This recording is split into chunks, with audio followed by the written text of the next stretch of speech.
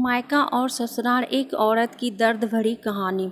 ससुराल में वो पहली सुबह आज भी याद है, कितना हड़बड़ा के उठती थी, ये सोचते हुए कि देर हो गई है और सब ना जाने क्या सोचेंगे।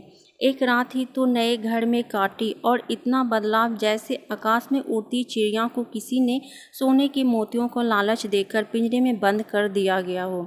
शुरू के कुछ दिन तो यूं ही गुजर गए। हम घूमने बाहर चले गए।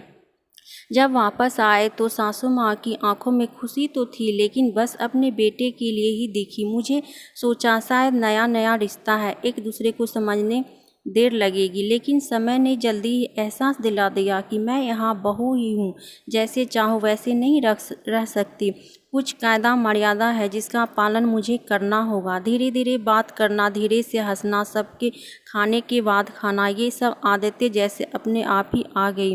घर में माँ से भी कभी कभी ही बातें होती है। धीरे धीरे पीहर की याद सताने लगी। ससुराल में पूछा तो कहा गया अभी नहीं, कुछ दिन बाद। जिस पति ने कुछ दिन पहले ही मेरे माता पिता से ये कहा था कि पास ही तो है, कभी भी आ जाएंगे, उनके भी सुर बदलने लगे थे। जब धीरे धीरे समझ आ रहा था कि शादी कोई खेल नहीं, इसमें सिर्फ घर ही नहीं बदलता बल्कि आपका पूरा जीवन ही बदल जाता है।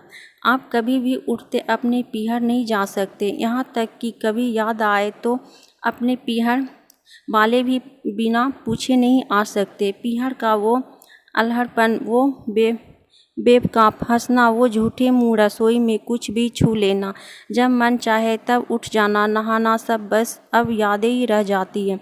अब मुझे समझ आने लगा कि क्यों विदाई के समय सब मुझे गले लगाकर रो रहे थे। असल में मुझसे दूर होने का एहसास उन्हें ही हो रहा था, लेकिन एक और बात थी कि जो उन्हें अंदर ही अंदर परेशान कर रही थी, कि जिस सच में उन्होंने मुझे इतने साल दूर रखा, अब वो मेरे सामने आ ही जाएगा। पापा का ये झूठ कि मैं उनकी बेटी नहीं बेटा हूँ, अब वो दिन नहीं छुप पाएगा। उनकी सबसे बड़ी चिंता ये थी कि अब उनका ये बेटा, जिसे कभी बेटी होने का एहसास ही नहीं करवाया था, जीवन के इतने बड़े सच को कैसे स्वीकार करेगा। माँ को चिंता कि उनकी बेटी ने कभी एक गिलास पानी का नहीं उठाया तो इतने बड़े परिवार की जिम्मेदारी कैसे उठाएगी। सब इस विदाई और मेरे पराए होने का मम जानते थे, सिवाय मेरे, इसलिए सब ऐसे ही रो रहे थे जैसे मैं डोली में नहीं अर्थी में जा रही हूँ। आज मुझे समझ आया कि उनका रोना गलत नहीं था। हमारे समाज का नियम ही ये है कि एक बार बेटी डोली में विदा हुई तो फिर वह बस मेहमान ही होती है घर की। फिर कोई चाहे कितना भी क्यों ना कह ले कि यह घर आज भी उसका है, सच तो यह है कि अब वह कभी यूं ही अपने उस घर जिसे मायका कहते थे नहीं जा सकती। हजारों समस्या और परेशानी आने पर भी उसकी वो हल करना ही, हंसते हुए, गम छुपाते हुए, क्या यह तपस्या से कम नहीं है? अनजान जगह को सुधार कर अच्छा बनाने का काम करना, क्या कहेंगे आप? तो कैसी लगी आपको एक औरत की दर्द भरी कहानी?